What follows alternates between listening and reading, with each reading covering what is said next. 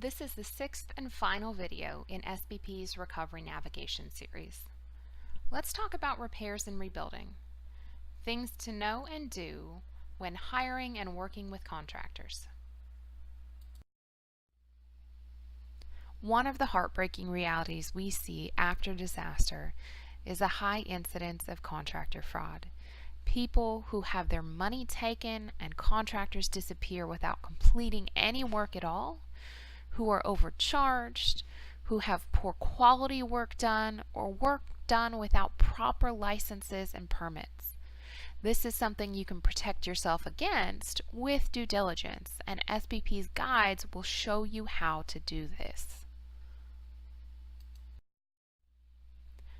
When you begin your search for contractors, you'll want to consult trusted sources for recommendations.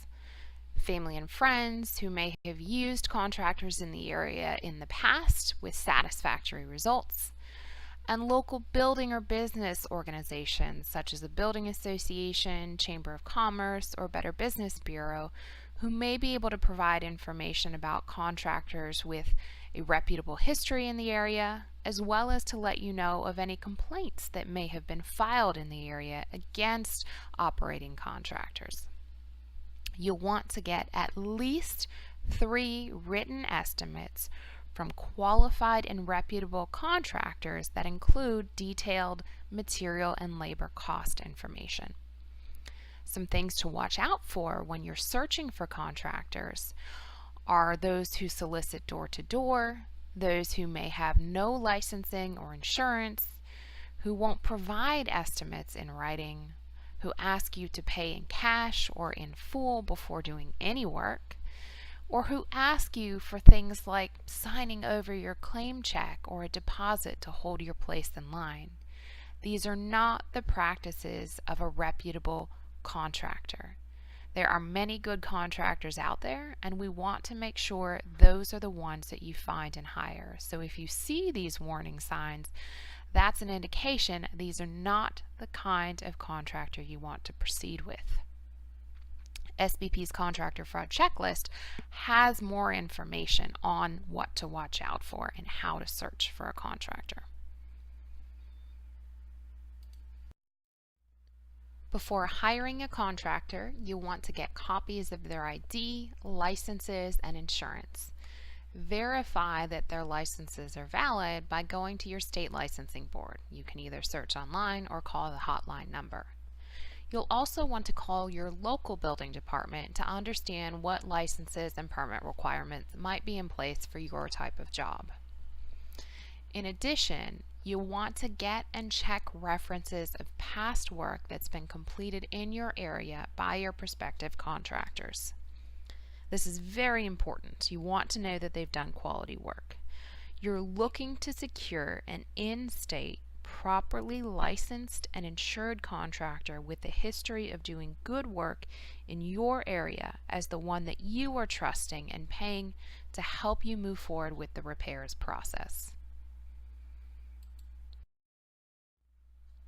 Before finalizing a contract with the contractor you're most confident in after your vetting process, make sure that your contract includes a written and detailed scope of work with costs and a project schedule, a payment schedule so you're paying in installments as work is satisfactorily completed, a lien release once the project has concluded to indicate that the contractor, any subcontractors, and material suppliers have all been fully paid and waive any rights to put a lien on your property in the future.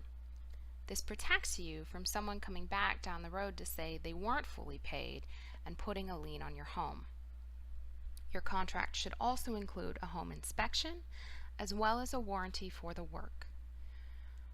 Only sign a contract after you understand and agree with everything that's been written and ensure that there are no blank spaces in the contract. Once you've hired your contractor, work with and manage the process very carefully. Never pay in cash. Check on progress in person as frequently as you are able. And if you ever have any concerns about the work, halt it right away and work with your contractor to resolve issues before you allow work to resume. Never issue the final payment until all work is completed and the home has successfully passed inspection.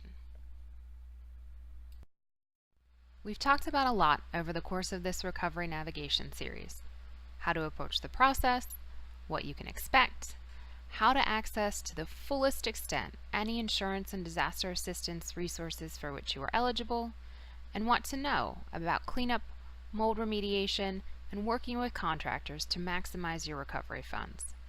These are the things we know help households get home back to being home more quickly, safely, and effectively. You can find all of this information in more detail in our handy recovery guides. For more information about SBP and how we are responding to recent disasters, visit our website at sbpusa.org.